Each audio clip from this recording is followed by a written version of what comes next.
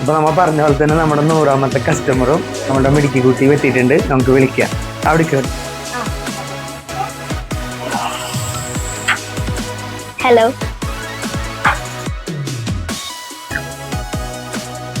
Okay. അപ്പൊ നമ്മൾ പറഞ്ഞ പോലെ നമ്മുടെ 100ാമത്തെ കസ്റ്റമർ വന്ന് അപ്പൊ നമ്മുടെ ഗിഫ്റ്റ് കൊടുക്കണേണ്. Thank you.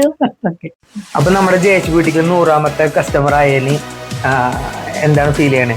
എനിക്ക് വളരെ സന്തോഷമുണ്ട് ജയേഷ് ബ്യൂട്ടിക്കിൽ 100ാമത്തെ കസ്റ്റമർ ആയതിന്.